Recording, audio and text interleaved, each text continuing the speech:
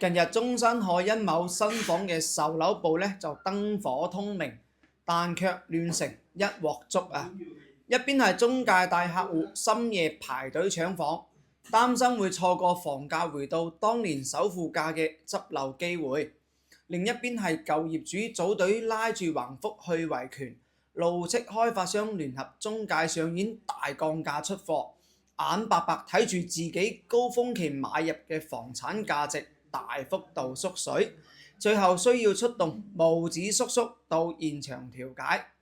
咁呢一波嘅騷動呢，堪稱係近期樓市嘅魔幻現場。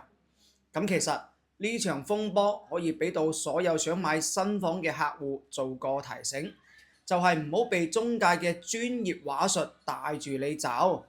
你以為中介能夠撬動開發商嘅定價嗎？你覺得開發商只會針對某個中介開放優惠折扣嘅特權嗎？中介帶你睇完房，開發商降咗價，中介能夠幫你追得到補償嗎？定係你認為中介嘅能力竟然大到能夠幫開發商兜底爛尾嘅風險嗎？中介嘅本質就係房產銷售，唔係被坑嘅神仙。中介自己買房都會蝕到渣都冇啦，佢又點會有能力保證你幫你避開所有嘅購房風險呢？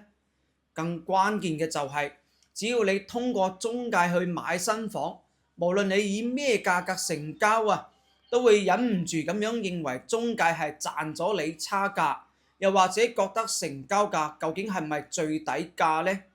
買房之後嘅焦慮感就會被無限咁樣放大。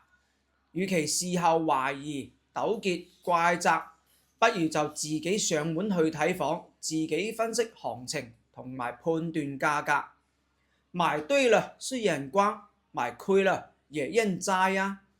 全程唔需要去想中介是否控制咗價格，自己是否被中介忽悠嘅困擾，反而可以更加清醒地自己做決策啦。